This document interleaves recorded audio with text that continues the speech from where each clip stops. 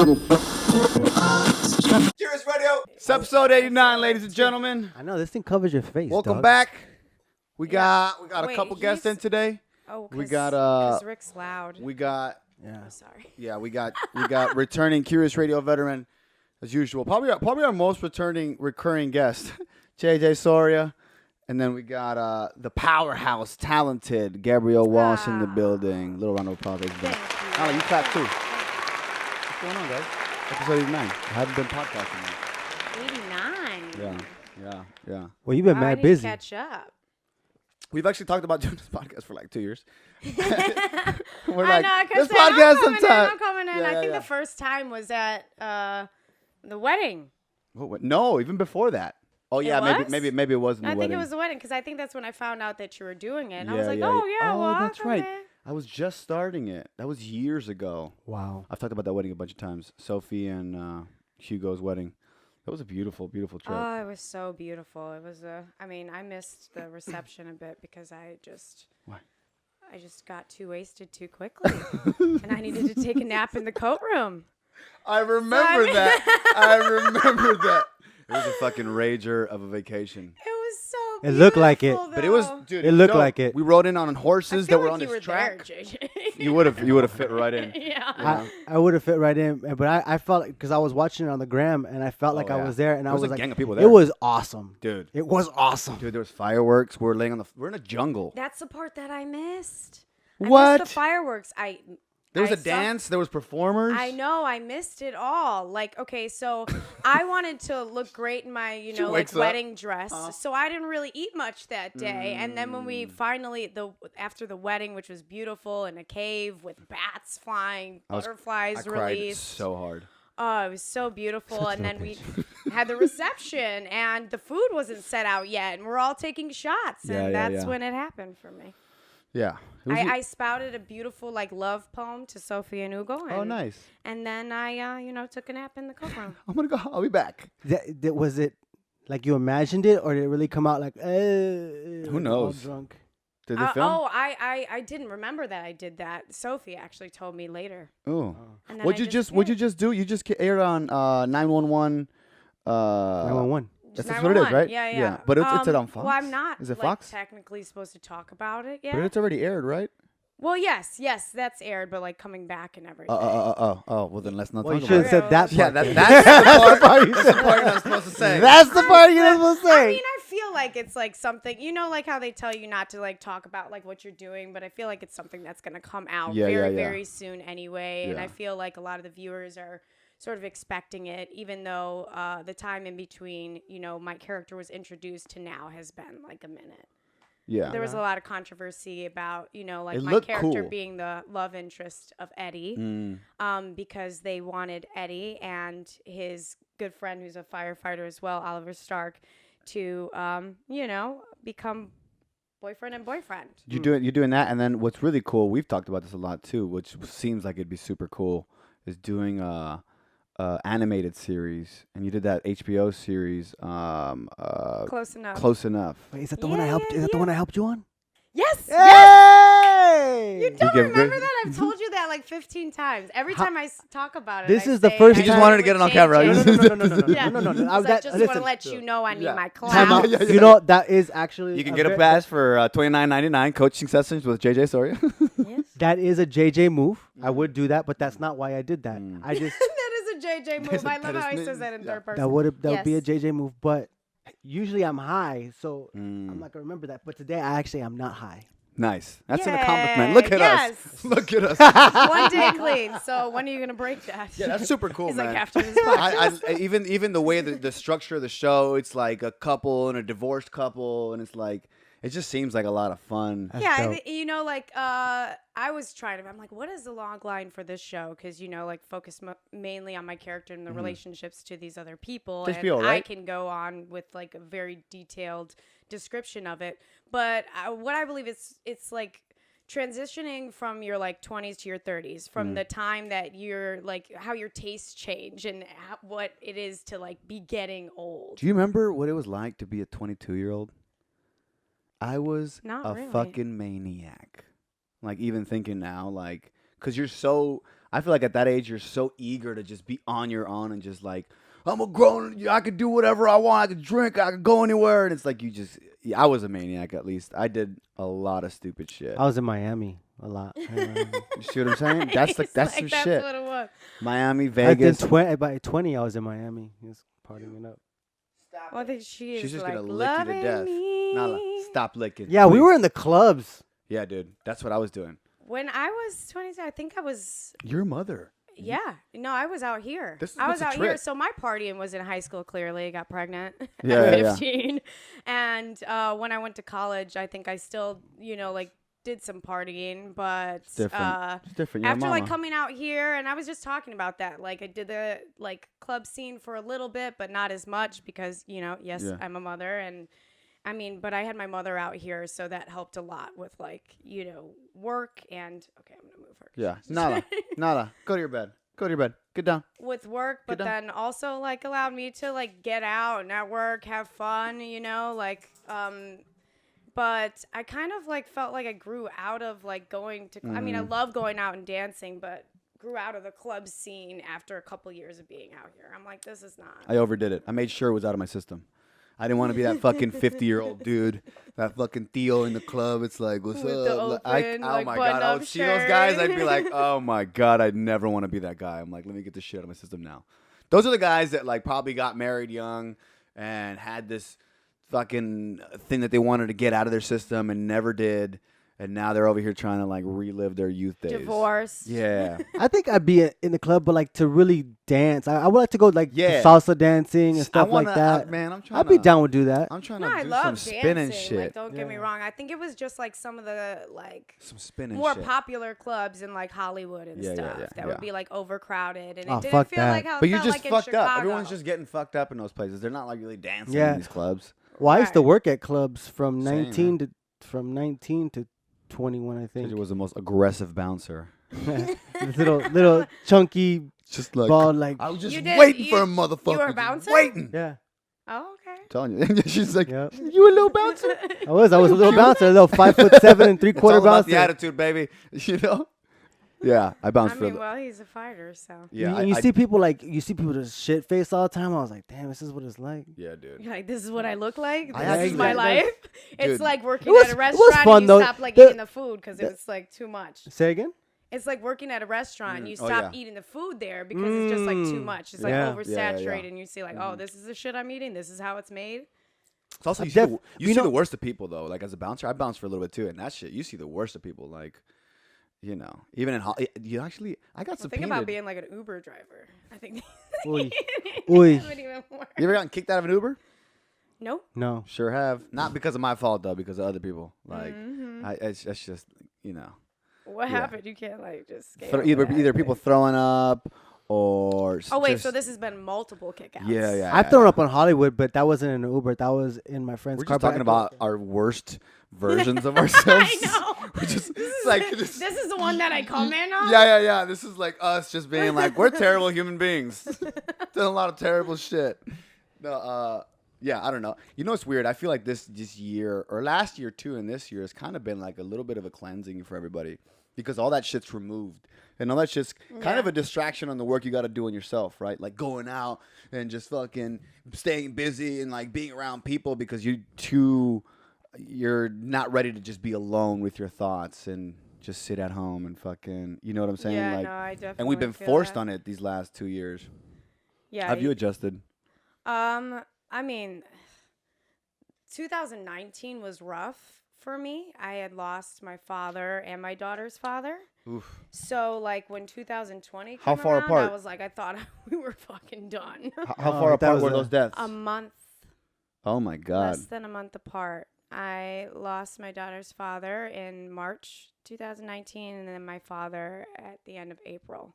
You know, And my acting coach, who was like my LA father out here. they Oh, always say really? death comes in threes. Or Yeah, like- my dad used to say that a lot, and I was just like, I thought it was like over it after that, and then this year came around. I'm like, Lord, please don't.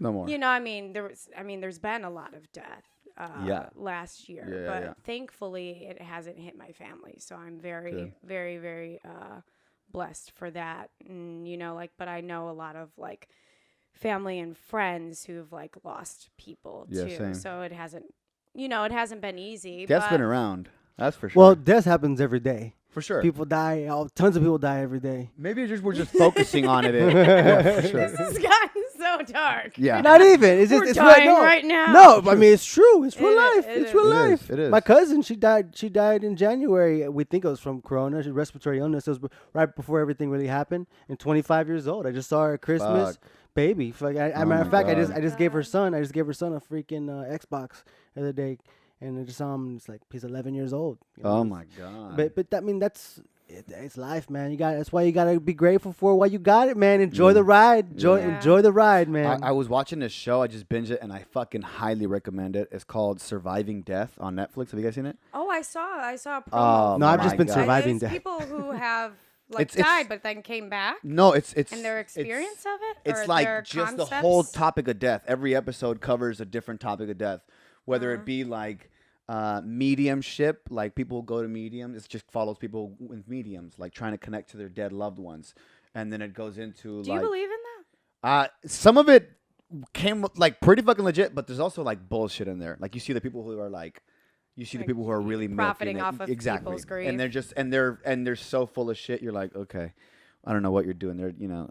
But there's also weird shit. So there was a doctor who goes around, like there's actual physicians that are involved in these episodes, and they're like going around, and what like one of the common things that people get is right as they're dying, they have like a terminally ill disease, they start having visions. Right, and I've had friends who told me this too, where it's like they're having visions of other people that have died right before them. And they're What? so like they're That they know? Or yeah. Oh. Like say for example, your grandfather died, right? And your father I see father what would you start mean. having visions of your grandfather, Yeah. and it's super fucking common across the board. I mean, What does that mean? A vision, though. They're helping you transition over into the afterlife, right? They're bringing Like you talking along. to them or little things that they would do? No, or they start like popping memories? up like almost like I see you. He's interviewing all these people, and they're like, no. It was like they were in the room and they were talking to me, and we had a conversation. Was crazy. that like right before? Well, it's people who are they- slowly dying. They have a terminally ill disease. They have like a month to die, 6 months to die. Oh, okay, They'll so slowly within start that having- time they would start seeing. Yeah, and oh. they'll increase as they're getting closer to death. It's a fucking trippy wow. show. I saw my grandma in my dream and it felt really real. I woke up and They I have- was they like go into that teary-eyed. too. Was I getting closer to death? I mean, Technically, every day that I live, I'm Yeah, getting closer to death. I think There's an our episode loved on it ones, too. They're like talking about like visitation Yes. and things like that. They talk you know? about how there's like people that go to these groups, right? These people that are like grieving. They don't know how to cope. So Right. they go to these groups, and it's like these people are trying to communicate with people that have died, and a lot of them do it in their dreams. Yeah. So they'll have all this shit, like their lights will start flickering and shit, and like I took it because my son used to be like a jokester and used to turn the lights on and off and shit. So they're like, oh, this is my son speaking to me or whatever. It's a trip, man. I don't know. So maybe in the dream world, because the whole thing about it is like consciousness keeps going, right? And maybe we have access to this consciousness that's not in a physical form anymore, but is here in another form, and that we just aren't adapted to like sensing so easily, if that makes sense. I don't know. I'll Yeah, figure it that out when I makes get sense. there. That opens up another conversation. But I've seen my father in my dreams, and what's funny is that it's like usually,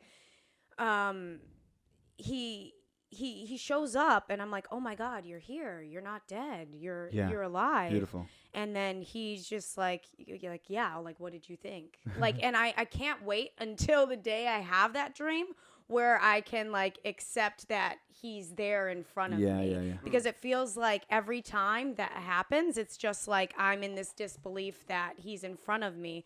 So we haven't really been able Talked. to have like, have Copy. like a conversation. Yeah.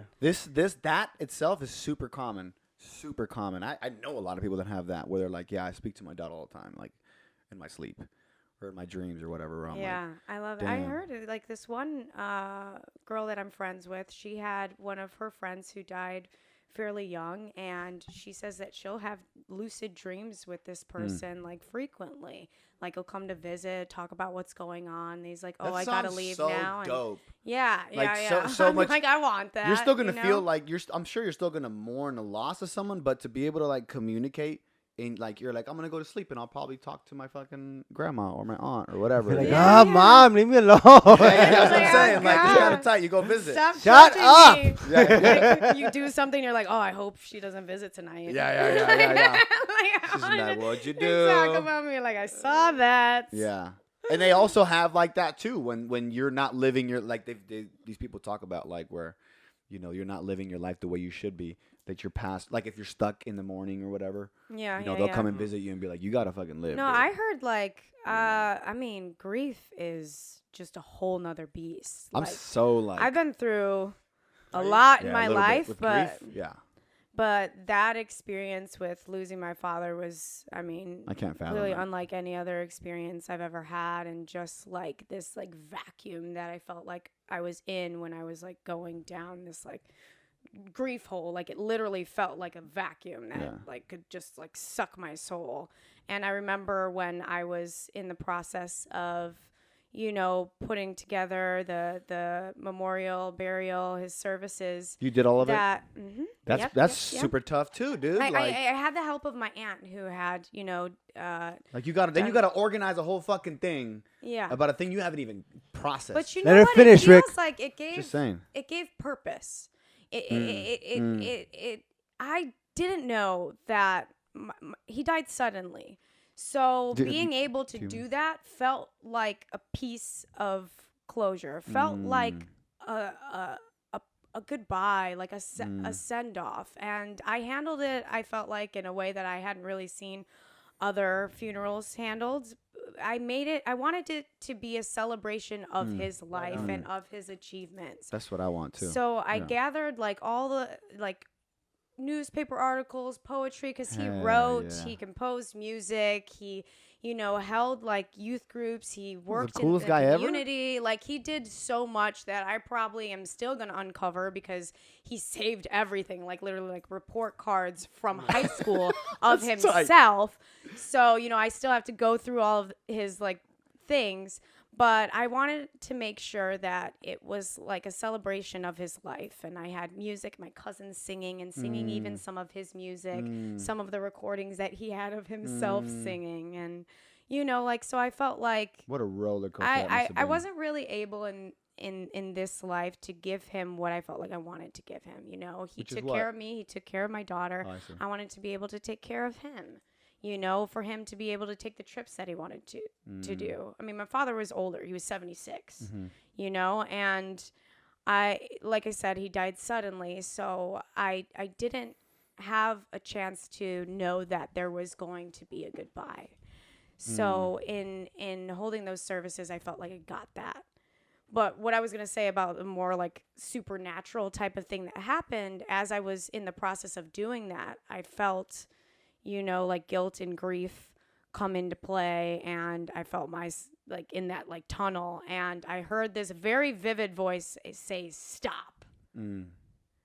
And guilt, like you felt responsible for. Yeah, like because I felt like because he was not feeling well before he died. He died of a blood clot, pulmonary embolism. So blood clot traveled into his heart, and that stops it, or it seizes the heart? I don't know. I'm an idiot. Yeah. It's like it clogs up the. Oh. Yeah. And then no flow happens. Yeah, exactly. So. And then it bursts. Yeah. So with that, I didn't feel like because I was so focused on my career. I was so focused on, and he was there for like 2 months. Here in Los Angeles, like helping me because I was, going through pilot season, helping me with my daughter. I was also supposed to be going and filming The Flash. And I didn't really spend time with him before when he was here. Yeah, when he was here. And I felt like I always like put off, the things that I needed to do because I felt like he was always going to be here. Like even though he was 76 and he would talk about, like, hey, we got to like look over my will. Hey, we got to prepare my dad for me be doing that shit, and I'm always like, dude. I'm like, you're fine. Because he was a bit of a hypochondriac. It's like a little bit of denial. You though, know, like, I'm the exact. It's your own fear. I'm the exact opposite. I've told my parents, I said, look, I need to know. I'm firstborn. Like I need to know when you're gonna go. No. Well, I mean, kind of, sort of. Like, death is not nothing new to me. I've been dealing with death all my life in some way, shape, or form, and it's something that just happens. Look, that's part of life. There's a beginning and there's an end. So you better fucking enjoy it. I am actually motivated by death. It's coming. Yeah. Maybe it's when I leave here, maybe it's down the line, but I'm gonna enjoy my fucking life until it's done. Yeah. Because I'm like, oh shit, it can happen anytime. Like, surprise. You know what I'm saying? I think there's something about like experiencing death that does that to you. I've definitely like, it's something I've analyzed, and I believe that something that you should do, and I've done prep work for myself, like how to condition myself emotionally, how to deal, because I know when the time comes, there's a lot of, this thing on my face. Sorry, dude.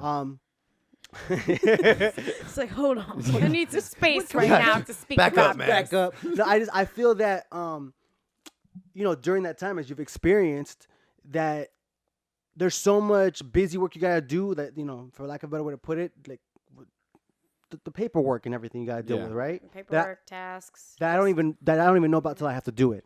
I'm like, yo, you're not gonna be there to guide me along the way, so I need to learn this shit now because. Oh my god! Like, if it wasn't for my aunt, like, I would have been like completely lost because she knew. I'm sorry, I felt like that was gonna happen, and I was gonna grab it, and it didn't. Sorry. Can I have it now? You want to? I've been wanting to grab it. But I wouldn't have known what to do or how to navigate it, and probably could have gotten taken advantage of because of that, like, and like, luckily I felt that my dad knew that his time was coming because he did things like that I noticed after, like his computer, he had a passcode on like almost everything. His computer didn't have a passcode on it. He had taken that off, and that had a lot of his information and things that I could access to be able to like reach out to people or to have more information on whatever assets he had that I needed to like settle and figure out. So, I mean, there's a lot that goes with that, after you lose someone. Yeah. And you don't want to deal with that. You like not even able to you grieve. Yeah. You want to be able to like, I'm like, oh my god, this just happened. Well, I'm sorry. Go ahead. No. Yeah. Go on. I told my family. I go, look. I go, Mom. I'm dare I say a mama's boy to some degree, right? Mm-hmm. I actually take the negative term off of fucking mama's boy. I love my mother. I love my parents. Plain and simple. I don't. That's enviable, right? If you're really close to your parents, I have a good relationship.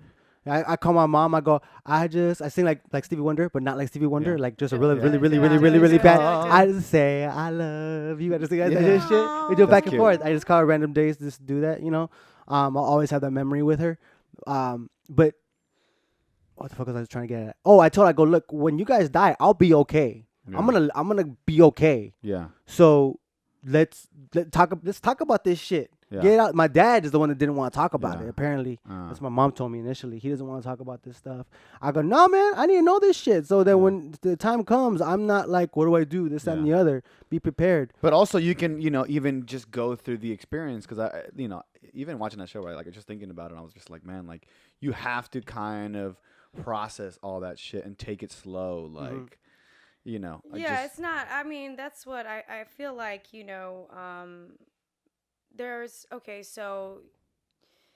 There's me, my daughter, and then there's her father's mother. We all have our different ways that we have grieved and are still going through that process, even though this is coming up on like the second year. Yeah. Still like fresh down. Yeah, and I have told my daughter because like I don't think it really like hit her initially. Like what was she close to your dad? Yeah, very close to my dad. My dad helped me raise my daughter. My father raised me, and when I had my daughter, he helped me get through high school. He helped me get through college, all with my daughter. And during that time when I was in college, he allowed me to have a full college experience. I went to college for acting, which meant that we had to do rehearsals, different like shop hours and things like that. So I was in class from, anywhere from 8-10 o'clock in the morning till 10-11 o'clock at night. Damn. So he helped take care of my daughter when I was in college and put me through college. So, Parents will do some it was shit like for you, man. My dad was like her dad, father. Yeah. He's like, this is my second chance with this child. Yeah. That one's lost. Let's focus on this one. He's lost. But you know, like, so it But was that's beautiful like, that they at least got to enjoy at least their time together. yeah. You know. So it was like my daughter had like 2 fathers. Yeah. So that was a lot. That's for sudden her. for her too. Like, And you then know, it's- both of them losing a month apart. And you know, like Yes. sometimes, you know, You like I don't know. I feel like it's a. I feel like, you know how they say when a woman is giving birth that she experiences the pain up until the point where she pushes, and then this area naturally numbs itself so she can give birth. Yeah. I feel like sometimes our emotions do that, and that's like when we've had like an overload and like a shortage that we get like a certain type of numbness. Yeah. And It's like when you black out when something's like too much, right? yeah, and your body's and like, you this is know, too like much. it helps us like during the process of the services, like deal with the things that I needed to deal with, just the different tasks and how many directions I was being pulled, so that I could get through that. But best believe when he was in the ground and we were going to the it's not called a reception, but you know The where wake? everybody gets No, together. not the wake. You know where everybody gets together after. Afterwards, Usually yeah. has like a repass. You know, that was just like when I felt the exhaustion. I felt, you know, everything. And I think that, you know, like for certain people when they experience grief, you have this kind of like guilt of not feeling that initial like you know, like pain and sorrow of losing that person. But you don't know when that's going to come up for you. Yeah. And it could come up now, then you don't feel it, and then it comes up later. Yeah. You know, there's no clear, I feel like, even though they say these are the stages of grief, Yeah. like timeline or trajectory on when these things are going to happen for yourself. And as much as we plan or as much as we kind of, you know, like intellectualize and look at the process, it's your own unique process, just as so your own unique journey in life, you know, and how you deal with the things that happen to you. Because it's when you're ready for it to be processed. Yeah, when you're ready for it, or whenever you like seek to Process it, heal or process or deal with these things, you know? I have a question. What do you think that the reason people listen, obviously losing someone who you've spent a lot of time you invested a lot of time and energy in, your parents, you know what I'm saying? Or they vice versa. They invested a lot of time in your ass. Well, both ways. What I mean, you spend a lot of time. A lot of time was Yeah. invested with those people, right? So you're emotionally connected, and you know you've had these feelings of emptiness or whatever it is, negative feelings, if you want to call it that, right? You mean after with their loss? Yeah, after the loss. Is it? Do we go there because that's what we're accustomed everyone's doing? Because Wait. Oh, sorry. Or is it possible like that we could kind of change that culture and make it and also like just again celebrate life? They're like so just right away, just because we automatically go to the negative. Yes, they're gone, and yes, I believe the mourning process will still be there. Let me just get this out real quick. Yeah. No, I'm into it. Yeah. That we're gonna still grieve, but to try to go through a healthier way to right away deal with like celebrate it. Oh my gosh, all these memorable moments, all these things, just to so whenever you do think about them, not the loss, but the fact that the gratitude, gratitude of having the opportunity and having that. Like I didn't have my dad, my birth father didn't have that, so I won't have that either way. But anyways, go ahead. No, I mean, you know what it made me think of right away when you said that? Have you seen that meme video where the guys are dancing with the casket on their shoulder and shit? Yeah, You know what I'm yes. saying? They're like, you know what I'm talking about? Huh? Yeah. No, I don't know what you're talking about. The Wait, video, what do you say? you've seen it. It's the video. What's it? They're all like Africans and they're like Yeah. in suits and they have a coffin on their shoulder and they're fucking dancing with a coffin on their Oh, shoulder. what? No, I haven't seen Yeah. this. Oh, it's No, I hilarious. haven't. But I'm like, that's what it made me I think mean, of. I've Like, heard of like, you know, like people. I mean, I wouldn't do this, and celebration. I don't want to like, you know, rag on anybody else for doing it. But like now they have different places that will position the body like they're actively doing something, you know? Like I've heard of people what if it's like something you know, love doing, having right? like, You're a you know, like director. they're know? like, you know, their deceased loved one, like holding, you That's know, too like much. at the party holding a cup or Let on 'em a go. motorcycle or Let 'em things go. like that, you know? Yeah. But you know what? I think that in addressing your question, I think Just in the house on I a think motorcycle. your question is a bit of a mixed bag because I think that, you know, like just like I think with funerals is not is more for the people than the actual person. You know, it's having like an official like goodbye and some type of closure to that person's life. And I believe that when people pass on from this life to the next, that they aren't experiencing their suffering anymore. So that loss is within us missing them being a part of our lives, rather than it being like for them. Because they're in heaven, and I think that yes, we do go to how we feel that we're supposed to feel. You know, like just like think about your like acting, and how you approach your acting. Yeah, we look at a scene and sometimes we think of, oh, this is what they want, right? This is how we're supposed to feel after we just saw our friend. Yeah. We found out that our friend died. You know, like an explosion of grief and an explosion. I just got it today. Apple Watch. Feel like all business like. An explosion of grief and mourning and da-da-da. But really, we don't know how it feels until we really experience it. Yeah. You know, so what was I saying? I got distracted. No, well, I think what he was saying is more of like maybe just changing the approach. Yeah, I feel like a healthier approach. Yeah, and my family was really confused. Like at the service that we had at the church. Yeah, sounds like it. You had music and shit. People were playing. Yeah, that's they were totally singing, a healthier approach. Everything. And at the service that we had in the church, I talked about life, and we wore, me and my daughter at least, we wore white, and it was confusing to my father's like cousins. They were like, "Why are you wearing white?" Da, da, da, da. I'm like, well, you know, like we just felt like, you know, we wanted this to be. What are you supposed to wear? Well, black. You know, like that's right. You wear that's black. Right. That's right. You know, like for like that's mourning. Trained, yeah. And I was like, well, we just wanted it to. Black. He's wearing black right now. I wear like on the regular. I would wear white white for too. us, at least, it was symbolic of life and life being eternal rather than, you know, I didn't want it to be humdrum, glum, and whatnot. I wanted to celebrate his life. Because that's going to happen anyway. That humdrum, glum, like that's just going to happen. His life meant a lot to me. But I think it depends on the attachments that we had with that person. Sure. So I think that, you know, in that healing, it causes you to I feel like what is necessary within that healing for it not to be all about the loss and the pain of that person, which is going to come because, you know, they're no longer there physically.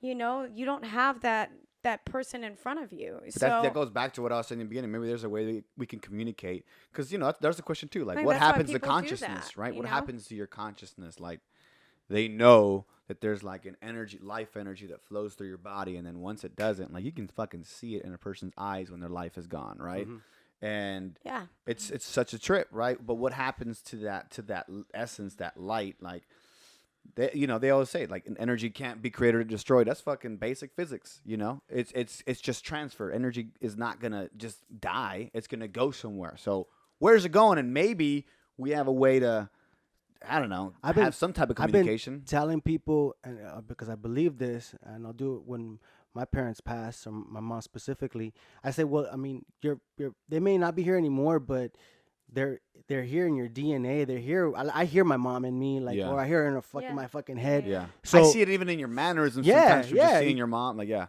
you know my mom, you can see my mom in me. Yeah. So when I want to have those conversations, I'll look in the mirror and talk to my mom. You know, if that, you know, when that time comes. Yeah. If I don't go before she does, you know what I mean?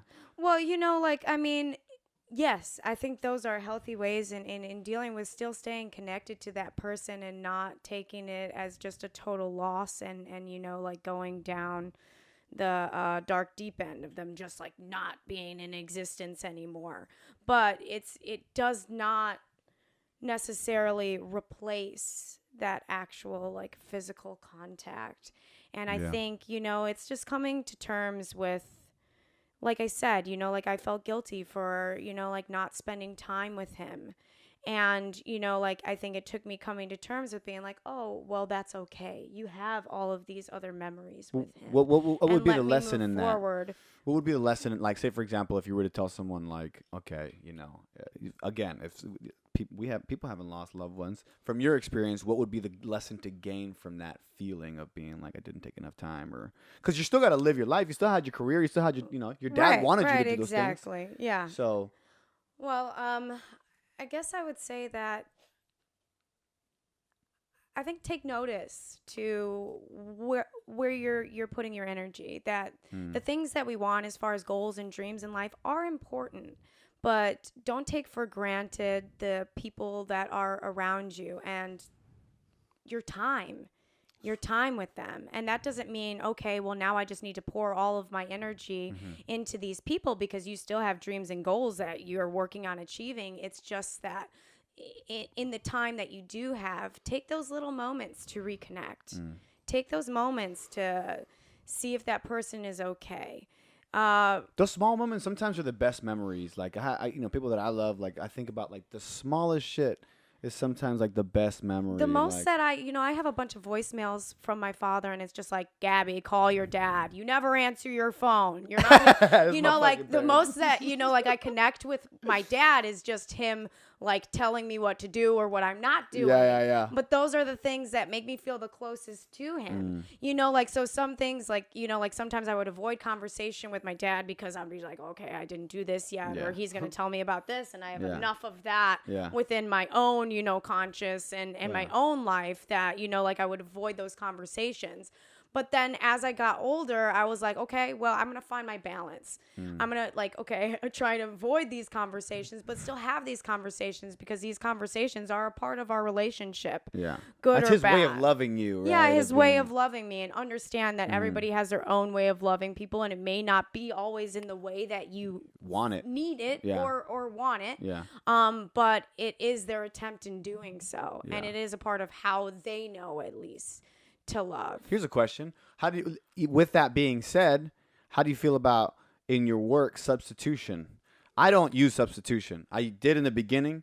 And for those of you who don't know, like, substitutions, like, like, say, for example, if you're doing a scene about your mother dying, you substitute in your mind this actress, and you insert your mother dying, right? That's the substitution. For me, it wasn't, I felt like I was re-traumatizing myself all the time. Or like almost putting myself in these situations of, like, real situations that I shouldn't be in, and it works, but it would linger with me, right? So now it's like, I think the imagination is much more powerful, and you can create. Oh, well, I challenge what you just said, because you said it would linger with you. So then, but I just mean, like, what's sustainable? It doesn't linger with you, then I would say that it totally can. That the substitution was more powerful. I would agree with stayed with Gabby. you longer. I mean, I think, like, I think sometimes, like, substitution can block me. I think I have, created more of a discernment with when to use those things and when not. Like, what are my choices?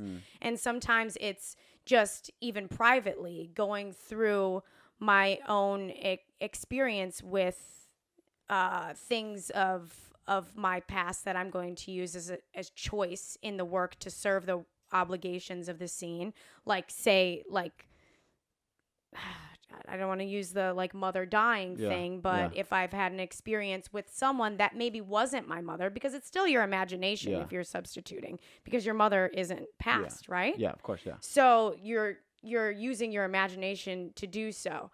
But if I've had an experience of my friend dying or someone else dying, that I might go to that place and absorb within that the different things that come up and spark, that I can then take that to the work, and when we put the scene up. I've killed my mom so many times in my. I stopped killing people, man. Man, I killed my mom so many times, but I tell the universe, like, I'm not trying to bring this into existence. That's what I'm saying. I'm not trying to bring this to existence. I'm just using it for.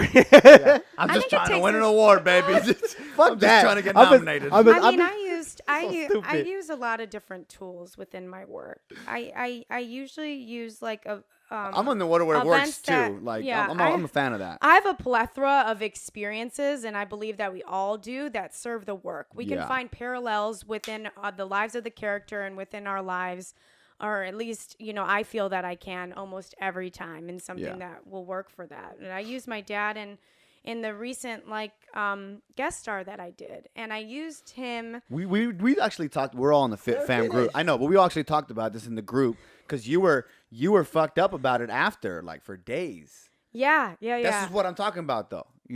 Well, yeah, but you know what? I feel like that's a blessing. I have a blessing of doing this thing, traveling between these two realities. And what I want to achieve with my work is that it's real every time, and that I'm really experiencing these things new as a character, even though they're things that we set up as choices and worked on to serve the work and make sure that the performance is there, but that I'm having that experience along with the audience, and we're all having that experience together. And I feel the best way that I can serve that is bring reality to it and really experience that for myself. And in doing so, it's going to cause some things to maybe linger a bit.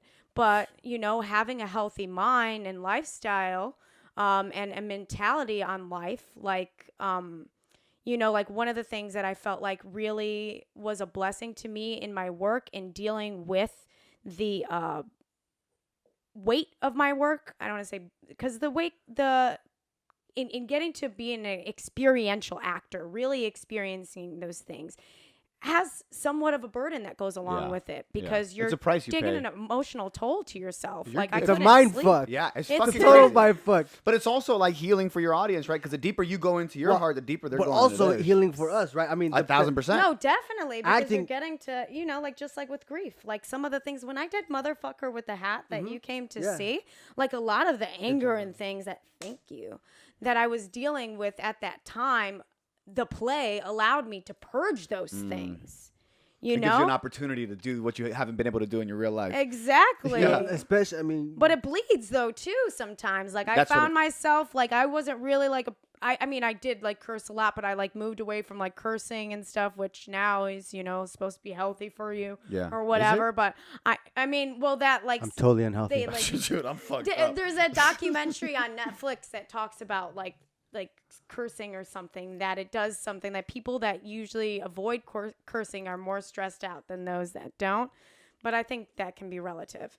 Anyway, I didn't curse as much, and I moved away from cursing. I'm a fan of it. And so, when I started doing the play, everything was fucking this, fucking that, fucking. It's a great word. It's so expresses so much in so many diffdifferent ways. It's such a noun. It's an adjective. It's fucking, it's a verb. It's all of that. You'd be like, fuck. You'd be like, fuck. Fuck. Yeah, I mean, what I was going back to having that balance. I believe that an actor should find a healthy balance between even when you're doing method acting, with having your own life and having a certain approach to life that allows you to heal. And one of those things for me was reading the 4 Agreements. Ooh, I love that book. It's one of my favorites. I've recommended that book here so many. That's another one of his books right there. Yeah. I saw that. That's what, kind of locked me into it. One of the many books I've lost on a plane. Yeah. I actually buy that one and give it out to people all the time. I do too. It's such a good book, man. It's a great life book. And I'm like, when you're done with it, pass it on to someone else, man. And I felt like it really helped me pass through all of the experiences, judgments, regrets, it's self, so well put together. Guilt or whatever. It helped it pass through me instead of hanging on to and clinging to these things, which I feel can, within the book, it even says, these things become subconscious choices that we're making, and we're not consciously making those choices for ourselves. We call it a mitote. Right in the book, it's the Toltec would say it's like a nightmare. 1,000 voices. Yeah, it's like a nightmare you create, and you're living in this shit, and you don't even realize. And then you're living in this, and you're passing it on to others, and they're you're just spreading this nightmare of fear and resentment and anger. And it's a sneaky motherfucker. It'll come back into your life in sneaky ways. Yeah, and I see so many people in my life and family that, you know, like I feel like deal with that and don't even know that that's what they're dealing with. Yeah. But the book has helped me not only like, I guess, find a better understanding and raise an awareness within myself and where things come from rather than just saying, this is me, this is my life, this is how life is. And I'm not also help me within neither am I. Yeah. Within my acting work and take control of those things or take control of those thoughts before they take control of my decisions. Of you, yeah. And being okay with, you know, like, and I have been a bit of a perfectionist, so help me be okay with not, you know, like always getting it right. That's that always do your best or one, allowing, right? Yeah. That's the one that helps on that one. Always do your best. Allowing yourself to have your own process of things and not always having to be on point 100% or, you know, seen as this person or whatever that is for yourself all the time. Like one thing for me in another sector of my life, my relationship with God and what is my God spirituality. To you? What is God to you? That's a good question. And then we'll go to you. What's God to you? I want to hear this. Let me finish the thought. Yeah, don't mind. I derail. Gabby's finishing her thought. I derail. Sorry. That when you said go God, ahead, Gabby, I'm like, my relationship with God. I'm like, what is your relationship with God? You hold your thought, Rick. Yeah, go ahead, Gabby. Continue. I'm like, let me find it again. Sorry. You hold mine. That once I felt like I did something that compromised that relationship or that I felt like was wrong, like it erased all of the other steps that I had taken and all of the other things that I discovered and set me back. Wait, say that again. I need to catch that again. One more time.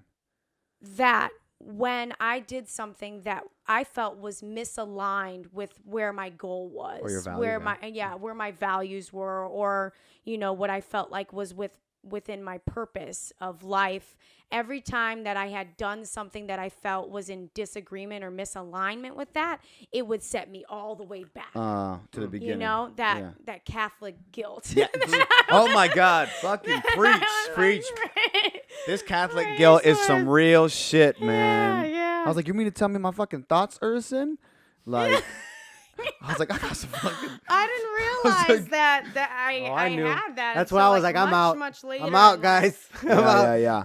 So with that being said, too. what is that? What is God? What is God to you, or what is your relationship with God? You mentioned it. Like, what does that mean to you?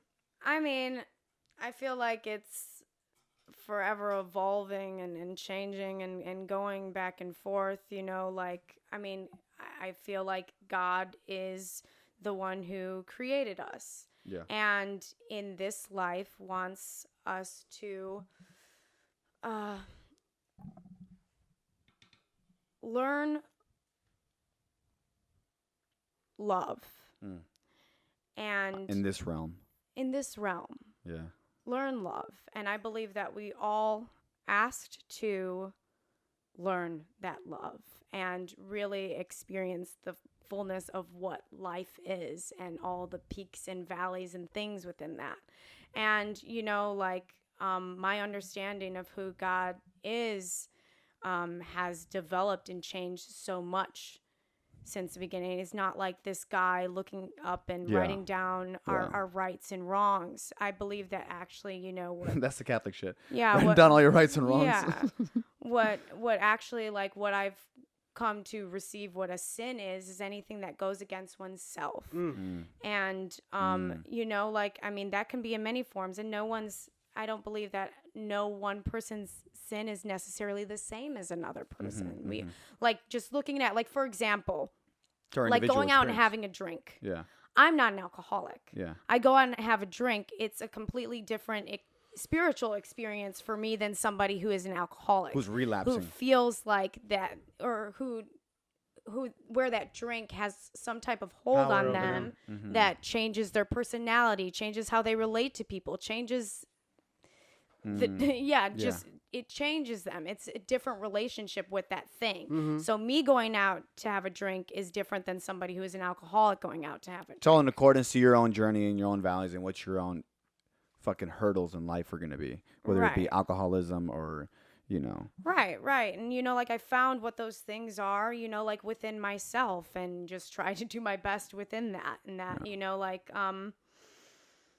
that I don't have to be perfect, that nothing, you know, like that each relationship with God or the universe or whatever that relationship is with you is different. And I believe that God wants us to achieve our highest self. Agreed. Yeah. And that journey gets really complicated when we put God on other people. And when we place I'm trying to figure out how to say this. When we place our relationship and values of God and ourself and spirituality, our idea of God to someone else. Yeah, on other people, and also how other people see us in relationship to what that is. Like, people are people. You know, like I do believe that if you are like a representative. We all are representatives of God in some way or whatever. But if you're like a pastor at a church, you know, like you're holding yourself to a different type of responsibility. But at the same time, these people are still human beings. Can I tag in, Gabby? You know? Yes. I want to say, what if God is God? We are God. The highest version of ourself is God. That's where I'm at. I think we're all a piece of it. Like listen, you're talking to someone that was raised to a church. That was the first thing I ever wanted to do was be a preacher. I was an altar boy, dude. Yeah, I thought that I might be a I used to walk. Well. I used to walk to school with my Bible in my backpack. Damn, just slanging Jesus. For real, my Bible my Bible had my name on it. Damn, like that's embroidered how. And shit. I used to walk to school and not step on the cracks and shit. And I used to step on the pavement, saying I'm stepping on the devil. Like I was so into it. What do I always say? How I do anything is how I do everything. Yeah. So I was fucking pro God, bro. Intense. I was like, I'm not having sex till I get married. Yeah. I'm like, I was in, bro, Same, in it to win it. Same. And like I was like, I had it planned out. I was like, I'm not gonna get baptized to right before I die, so that I get right before. Your sins are gone. So all these things that you make, like it's just the water that one. And then it wasn't until that's hilarious. Octavio, I think what's his last name? I can't remember his last name. I know who you're talking about. No, Octavio was a friend of mine from high school. Oh, he passed away at 15, 16 years old. And all right, I'll see you later, bro. And then he passed away, and just the next week he wasn't there, and I was like, wait, we can go like that? Yeah. So that fucked up my plan. So right away I got baptized. So I had to get baptized. Hold on, Jesus, I need to know what day it is so I can go the next. I got baptized. So I was like, this is an insurance policy. Yeah. I gotta get it in At now. Every 15. Oh every God. 15 years. You know what's funny? I was talking about like baptism because you know, like I got baptized when I was 7. I got baptized late. 15? But no. I got baptized. My father, you know, like, I mean, it's a long story, but I was baptized like later in the Catholic Church. I didn't know what baptism was. I had no idea what was going on. I'm just like, I'm in this pretty white dress. My family's here and they're pouring water on my head. Yeah. Cool. Lit. You know, like I'm like, cool. The church looks cool. This is cool. Everybody's paying attention to me. Yeah. I don't know what's going on. And it wasn't, you know, like until like later in my life and I was going through, it was like actually my first year of college. And I was going through a lot that year. And I found a church that was on campus. And what the pastor was saying was speaking directly to what I was experiencing. And I felt like I had struggled with this back and forth. And, you know, like I was like, well, I want to make a commitment with my life to clear out all of this damage and all of these things that I carry. And, you know, this is so hard. Yeah. And so I went up to the altar and I got saved. And when I did that, that's when I made the decision myself to get baptized because now it had an actual meaning to you know what's happening. It's that, you know, like I wanted to make the commitment in this life to walk with Jesus or that Jesus is walking with me. And not that I don't think that Jesus doesn't walk with everyone. You know, it's just that I consciously made that decision that this is the path that I want to take. And that signifies the beginning of it. And let me tell you, that baptism was a spiritual experience, and I didn't think it was, like, I'm not necessarily saying what you're saying is wrong, but like when I went into the water and came out, like the following days, like I felt like light. Like I felt like I was floating. I felt, I think and that's I the part that noticed gets when taken out though. And I noticed when I noticed when I would walk and just like how just things like shifted. I didn't feel attachments to the things that I felt attached to, whether it was like sex or burdens, like drinking or like things like that, like the things that for my life at that time were a part of, the issue, the underlying issue. Yeah, for keeping me from my identity, my true self, like, or keeping me from making those conscious choices rather than them making the choices for me. And just like noticing the difference of how I walked, like I noticed that when I was walking before that I was looking down a lot of the time. But I was looking up and I just had everything just seemed like brighter. Like, I mean, we've had our like shroomed talks and everything. It was kind of like that. Like everything was more vivid, had more color. Like it was just felt like I was really like reborn. And I don't, like I wasn't expecting any of that. I hadn't had any like prior knowledge of that. So, like it being like, oh, that's a placebo effect. That's what you're supposed to experience, like when you get baptized or when you do. Yeah, I felt like something that was a new experience that I didn't have any prior knowledge of. Yeah. That I was like, oh, wow. I feel like that's the part that gets lost, though, because I don't, even the first communion, all that stuff you do, like that's the piece that I think is the important piece. You're like, making a choice. It's a choice. Also, like, I feel like we're that's just why moving. we're on this earth, like God gave us a choice. He gives people choices to do. Choose wisely. Yeah, like so. But know, I just and mean taking like, that choice away, and I get it because I think my dad got my daughter baptized, behind my back because he's with the Catholic Church, like so he's just like she's gonna go into purgatory. Your camera died. Oh no. She's gonna go into purgatory or whatever. So like you wanna we pause? We got another one here. We got it going. Pause and continue. Wait, hold on. Just keep going. Yeah. I'm gonna readjust. Can you just cut back? So I think a lot of the time, like what brings people away from, like God or having a relationship with God is that a lot of it didn't feel like their choice. Yeah. Yes, exactly. And I think it's because what I was trying to get at is like we're moving off of momentum. Like, this is the thing we're supposed to do. We're supposed to do this and we're supposed to do that. And we're supposed to do this. And we don't get to the why, like why we're doing this. And that perverted my relationship with God even after I got baptized because I was like, okay, now I was like, like you, JJ. Like, okay, so now what would I do to keep being right or keep this right, keep this relationship right because I don't want God to see me as anything wrong. So I still had that aspect of like, guilt. like just self, like punishment. Yeah. And I remember asking the pastor, I'm like, is speeding a sin? Because I speed a lot. I like to drive fast. So I was like, does this mean I can't speed anymore? And he's like, well, that just depends on, like I really love that pastor allowed me to ask these questions for myself and ask, God for myself these things. And in turn was asking myself, like, what does this mean for me? But that was a time where, like when, then I had went back to like an ex-boyfriend and stuff. And I felt like, oh, I wasn't supposed to be having like sex until like marriage now because that was like just what the socialized version of God and right and wrong and rules were. I think that goes it's in the Bible though. Yeah, but it also goes, I think. Yeah, but I think that those things have a certain purpose. Yes. Like, so, like because when I was introduced to sex, I didn't know what sex was. Yeah. Like I didn't know what it was. It was just, a part of it. Being a teenager. Yeah. Or how I was introduced to sex, like, but I have a different relationship with myself with sex now and just, like. So. Sure as fuck hope so. Well, yeah, I mean, I feel like, like not everybody does. It's kind of just like, like when my pastor had said, like, I thought sex was like waking up and eating cereal. Okay, I'm going to wake up in the morning, eat some cereal, go find some sex. Yeah. Like it's just like sex is all around us. Yeah. And it's become a like a very. But I think it's something that could be very part beautiful. Of a balanced and sacred. Diet. And I just feel like part of a diet. Balanced diet. Like, It's a requirement. Like, let's address the elephant in the room. You know what I mean? Like, people are always like, oh, I'm like, just like, no, it's a fucking thing. Suppressing it is not gonna do us any favors.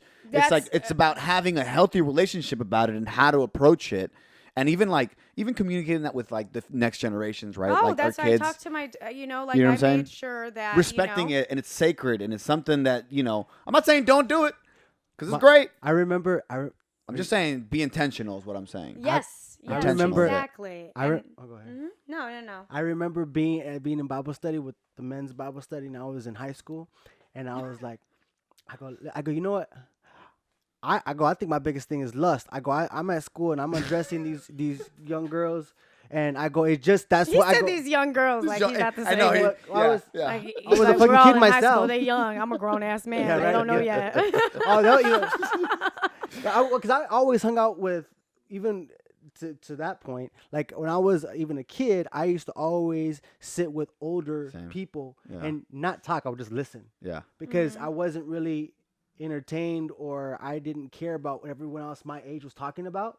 I found it more interesting to be around. Oh, so you've older always people. had that. Yeah, I've always kind of so that mentality. Yeah. Well, yeah. It's kind of like, Yeah. like you have your own individual perspective on things rather than. This guy is his own type of bird. Yeah, man. He's his own type of bird. I've always been that way. Yeah. That's great. But anyways, when with this thing with lust, I was like, it just happened because I used to pray about it, and I was mad at myself. I was like, why does this shit keep coming in my head?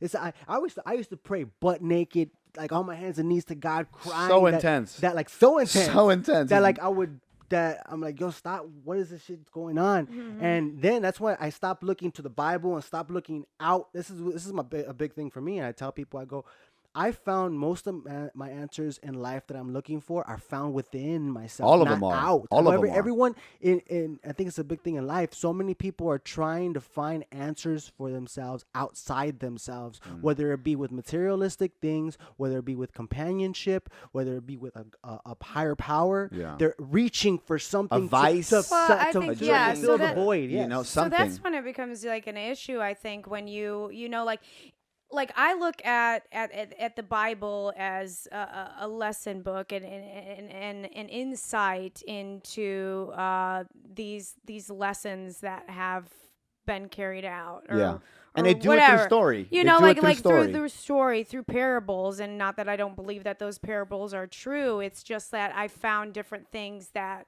I find relative to my life in different points of my life, which helps raise an awareness, and sometimes is a guide or an insight into what I'm experiencing.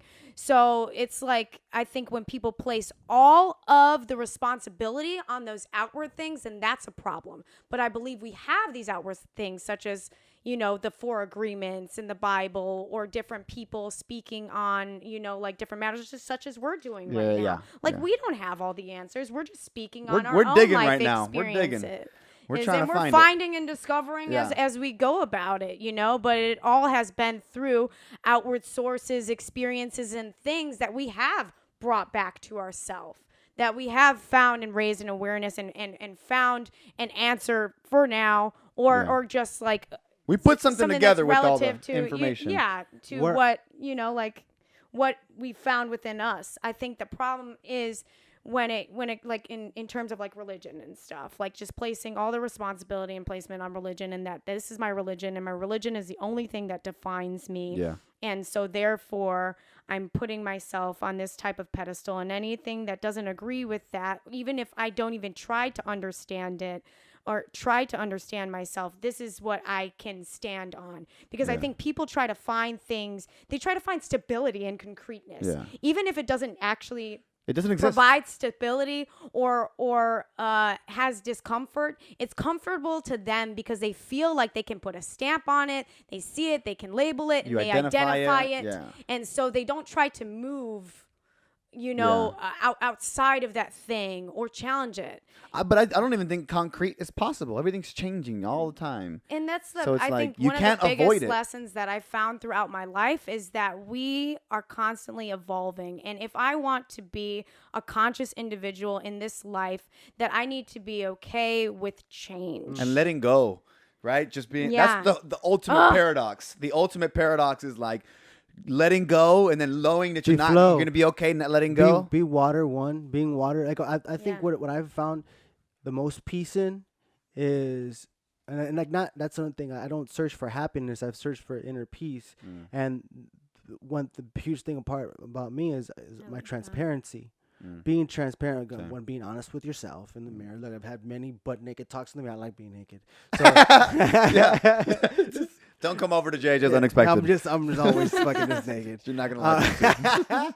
Or come by. Or come by. Hey, you roll the dice, whatever you're into, all right? No, but that's why I found the most peace is by being transparent. And Same. You know, there's nothing to hide. It's like here's all my shit. Oh shit, sorry. Here's all my shit. You know what I mean? It's like all in your face. This is who I am, and you know, and then also being water, always being willing to change, to adjust, depending on whatever the situation. It's the ego that tries to control, you know, and it's like you have this idea of what it should be, and you know, whenever it starts to go another way, you're like instead of just being like, ooh, what's over here? Like maybe this is someone else. To take the conversation a different way, or kind of back to, is there any character or role you guys played that you've had some growth in, that has had you grow as a person? Do you feel like you've evolved as a person because you played a role? Yeah. I mean, I guess yes. Like in what way? Not necessarily that the characters in it, but like just. You mean learning about life? Yeah, learning about yourself. Or like there was some growth, or like something you found about anything that you felt like when you were on the other side of it that you don't have to have. But no, I mean I know that I have, but I'm just trying to like think of what that was. I mean, outside of just growth within, you know, like making discoveries as me as an actress, you know, but like life discoveries. Can you point to one specifically? Maybe we can piggyback off of that. What was it for you? One specific. I mean, I feel like I've grown. Every project does something to you. There's ways I've grown as an artist. Well, I could even say. So which one do I want to talk about? There was a lot of growth with me in The Oath. In my confidence in myself, like I've grown little by little. That, yeah. Like my confidence in the ability to. I remember to own my. Your power, my your position, life. and my power, and my opinion. I love that. Yeah. Mm-hmm. So like there was one specific. And Kevin Conley directed this episode, and I just walked through a scene, and it felt flat. The scene felt flat, and it was just the scene almost felt like it could be. You could take the scene away. You can cut it out, which would happen. And I was like, I walked it out. I go, hey Kevin. I called him over. I go, what if? I go, watch this. I go, let's run the scene real quick. We ran it, did the dialogue, boom, boom, boom. And I did this little movement, and it just gave the scene more life. And he goes, relight it. Didn't question it, just said relight it, and that made me feel like there was growth and my own. Knew your power. Yeah. Okay. There's been some validation. There's been some sets. There's been some sets where I've done that. Like I've taken that mentality, and I was a guest star on something, and I've heard the director. Oh, I guess there's another director on the. You know. Yeah. And I was like, but that's also. And I was like, that's Hugo. Yeah, it is also them, because I mean, listen. They're projecting some shit. At the end of the day, listen. At the end of the day, Lisa, from my perspective, you come on a set. Let's say I'm a regular on something. You guess. Just because I want to. The subtext of what I'm saying, or when I say, hey, if you have a note, go ahead and give it to me. The point I'm trying to get across is I want you to give. I want you to shine. I want you, as opposed to, I don't want you to feel like this is about us and you're just here to do your part. I want you to be like, I want you to fucking shine. Let's create together. Yes, because let's that's collaborate. what the whole thing's about, right? I mean, everybody's in it. Team. Each part is very important, you know, like, and I think like you realize after a while, like everybody, you know, like plays a part. It's not just like you know, like the light isn't just always on you. And every time you know, like do something that everybody's like, they did it, you know, like you just feel like such a spotlight, and you realize like doing like some guest stars and stuff that, hey, I'm not the most important. That's another reason why I'm not big on awards. I feel like every award where you even if you get an award for best actor, that best actor award is on behalf of the whole project. Like, so if you're ever nominated, are you going to surrender your award? Absolutely. I would say this is first of all, he's gonna have a goddamn shrine in his house. No, because I've been saying this on record record. Naked, and he's gonna have a mural painted. No, because I've actually come to I've come to a point to where I don't need approval anymore. I think I'm the shit. I think I'm still growing. I think I'm still growing as an artist. I learn from everybody. Think or you know? Yeah, both. I believe I'm the shit. But I say, like I always say, I ain't shit. I ain't shit. But I'm the shit. Yeah. But I'm the fucking shit. I ain't shit, but I'm the shit. I'm the shit. I ain't shit, but at the same time, I'm the shit. And when it comes to shit, I'm the shit. I'll take a note from anybody and try it. I'll take a note from anybody and try it. Yeah, you know what I mean? See what happens. I think that's like the best. That's what you get. You get the best. You get the best shit out of that, though. though. You leave yourself open so you can grow. You leave yourself open to growth. It's like, okay, I don't know everything, but I'm confident in the things that I do know. Yes. And so, like if you have something to add on to that, I'm all for it. Yeah. I may not always agree. Oh, that was good. Let me. And then you have to kind of like, no, I have to check myself sometimes, because I'm like, oh, I'm not stubborn. But then I find there's places where, I'm like, oh, okay, I'm not listening here. Yeah. And realize that I'm not listening because I'm not, because I'm taking this personally. I'm taking offense to it and listening for a response rather than actually like being present to hear what this person is saying. Because sometimes what you hear isn't always like the words that it's what saying, you project. It's what you fucking project to hear. You know what I mean? Like you hear. Yeah, it's not always the words that like that are going to give you insight to what they're trying to communicate. We're about almost out of here.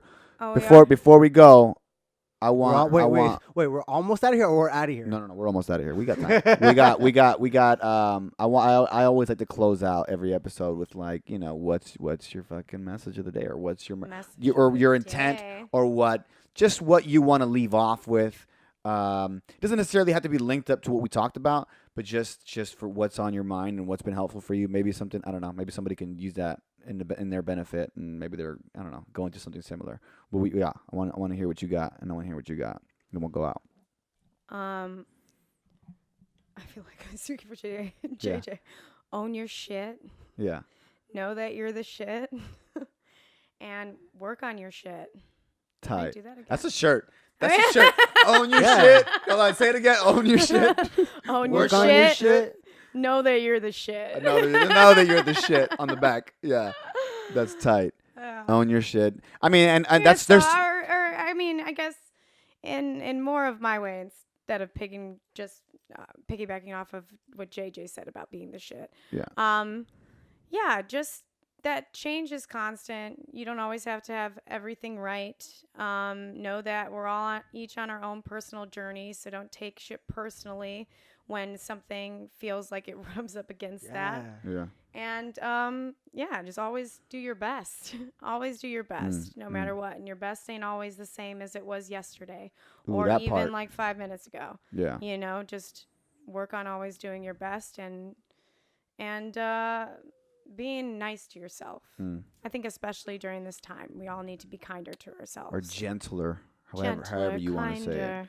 Whatever. What about you, JJ? What do you want to leave off on? That we all need to hold ourselves more accountable. Own your shit. I think holding ourselves accountable first and foremost before I think we're in a time where a lot of people like to point their fingers at every other person that's to validate why they are in the space that they're in, whether it be mentally or physically. You got to point the fucking finger at yourself first. Like I'm going to do right now, like in regards to my own self. I've been talking about doing my own podcast. I've been talking about doing my apparel line. I've been talking. And what I've always say, don't talk about it, be about it. I say that shit all the time. And I mean it. Yeah. And that's so your 10% discount code is. I'm like, but what's been holding me back is fear of failure, fear of commitment. Or just sometimes what that image is. You're like, well, when I want it to come out, I want it to be received as this. Like, I don't want there to be like a learning curve. I just want to have it all fucking together. And I'm like, I get what they say. But you can't get to that until you start, Yeah, you don't know what that, something to paralysis. What do you say? There's a saying. Where you just basically you think yourself into paralysis. Yeah. I know what you're talking about. Yeah. I forget the way the phrase goes, but that's what I've done. I've overwhelmed myself with just thinking about it, and I haven't done shit. And I've been talking about this thing for. It's coming into fruition, though. I keep talking about it because to do the fucking action, and it's disappointing. Yeah. And well, now you got the video to watch back and be like, hey, and everybody's gonna be like, that's accountability. When I'm gonna get them shirts? Yeah. Honestly, a big reason I keep talking about it more on public is so that even so people will call me on my shit. Good, yeah. You'd hold myself accountable, be like, yo, I've been talking about it. Now it's just time for action. Yeah. So I share that with everybody, my vulnerability to be like, yo, to put yourself out there the same way, whatever it is, because our time is limited. Even if you live a quote unquote long life of 100 years, that shit goes by like that. Yeah. So I bet you at 99 you're gonna be like, no, not yet. I don't want to go yet. I gotta make this shirt. Yeah. I've been talking about it. I'm about to go set up the bath for the baptism and the clothing press so I can get this shirt and relieve me of my sins real quick. That's but hilarious. so just don't be afraid to fail or fail forward, and hold yourself accountable, and as much as you hold yourself accountable to be understanding of others. Yes, seek understanding. Seek understanding of others, especially when you don't agree with someone's point of view. Try to. Instead of being like, let me tell you this. No, be like, oh, tell me more. Try to understand it. Try to place yourself, in a different position, and that's why I think, like we are so gifted to be able to do so. Yeah. Like before, my dad always challenged me on things. Like I remember I feel like I'm starting a whole new conversation, but I remember coming home when I was like younger from school, and me and this teacher had like a gripe, and I was just like devastated, and I was like, Dad, this teacher hates me. And he was like, well, what did you do? And I was like, what did I do? You're my dad. You're supposed to be on my side. I thought this is, like what we do. I tell you, then you tell me like I'm coax great. me back and da-da-da. But it actually got me to start like, placing myself in other people's shoes, holding myself accountable. It caused, me to like kind of like blame myself for everything for a little while. But then when I got a better understanding of that, like being easier on myself, but also holding myself accountable and see the other person's point of view. Because, like we all weren't raised the same. No. We all don't have the same experiences. And a lot of people's experiences dictate how they, relate to other people. Most of the time. Like that's usually what it is. Yeah, like 99.9% of the time, that's what it is. Yeah. So, like everybody has their reasons. And even though you may not agree with their reasons, it would behoove you to have some empathy for other people to try and see how maybe they got to that place to make it not seem like everything is so black and white. Yeah, you don't have to necessarily agree with someone else's opinion, but at least you'll have an understanding of where they're coming from. Like, okay, that makes sense. I see how you got to that, perspective. And then if there's something that you want to address within that, you have an approach to that. You have an educated understanding of what they're saying to you, and then you can combat it with what you think and your perspective on that same subject. Exactly. And the last thing I want to say is, have friends that you admire. I admire both you for your vulnerability, and I admire you, dude. I admire you for. I told you, you're this guy's a freaking craftsman, a technician, an engineer, a freaking artist in many which ways. Drums, a musician. We got it an all, actor. ADD, fuck, man. He does so Others much. might call it a host. You do so much, man. That's not a job. I'm just saying that's how I do all these things. I have ADD. It's inspiring. It's inspiring Thank to you, me. brother. So I appreciate I would say don't stop after it. Stop trying to fucking surround yourself with people because of clout or like what they have, what they may have or whatever. Like surround yourself with people that genuinely inspire you, not substance, and that have these conversations, right? That are like genuinely trying to push you forward, right? Yeah. And that's kind of what our text group is about. Like we all just literally we're roasting each other and fucking around, but we're literally like pushing each other uphill. Some days you feel like shit. Holding each other accountable. You open up your phone, it's 6 a.m, you already got 50 messages, and they're like, "Yo, I'm out here, my God, running in the fucking rain." It's a beautiful thing. It's beautiful, dude. It's beautiful. I would just say, just to close out, just my whole thing that it's been lately is just like try to keep your peace, man. There's gonna be a lot of turbulence. But if you're in disalignment with yourself and you let yourself get rocked by that shit, you're part of that shit now. Instead of being part of the solution, you gotta. It's so much easier said than done. And I'm speaking this to myself. That. You know what I'm saying? Like be a part of the solution. Because you gotta hold when it take the high road. It like literally, it's fucking you taking the high road not high as hell. But I just mean like take the high road, being like it's you gotta go high, and that's not easy. Right? No, climbing a fucking mountain is not easy. And some people find themselves in that position in life continually, and it's not easy and it feels unfair, but at the same time, like align yourself with what your values are. Yeah. But I liked what you said. What did you say? I was just saying to maintain your peace, because when you're in disalignment with yourself, you're a part of them. Finding the solution. Yeah, you're a part of the solution. Too many times we've try to point the finger and find blame rather than actually finding a solution. Yeah. And finding blame keeps you That's in very the easy. past. Yeah. Keeps you stagnated. Finding a solution moves you forward into the future. We all need to find solutions, Which for means things real rather than forgiveness a lot of just times. Means, you finding know. blame. It allows you to like let go of things and not be victimized by Yeah. your circumstance or other people. Blame takes the power away, right? From what you can do This about is a life it. cast. Yeah, the control. Yeah. For real. It's like if I say it's your fault, that means I'm taking my ability to fix this situation. You're stifling yourself. Instead of being like, you know what, this is all actually my fault. You know what, I called you into my life, so I'm just gonna deal with it. You know. Well, I yeah. agree. I mean, you know, like there's both ends of that, right? Yeah, so yeah. you take. Like you two are in a situation that goes wrong. Yeah, maybe JJ was the one who like you guys go to the club and JJ gets into a fight. Yeah, JJ initiated the fight, but you know maybe both of you were. But you invited me out. Shit. And he didn't want to go to the club, like and I this told is- him we gotta go to the club. He's like, fine, we're going to the club. And then he gets into a fight. This You was- want to go to the club? yeah. This was a horrible example. Fight club, bitch. This is Fight Club. I'm gonna show you how to live your life. Look, we're at 2:22. All right. Thank you guys for coming. All right, cool. It's an hour and 22, I think. I ended on a. No, I just we brought it back up. We're talking about death for a long we time. keep going. Good. But So thank you good both to for see coming you, on. Chip. Gabrielle Love you Walsh, both. we got your Yes, what's thank your you for having me. what's your podcast? Your Instagram handle?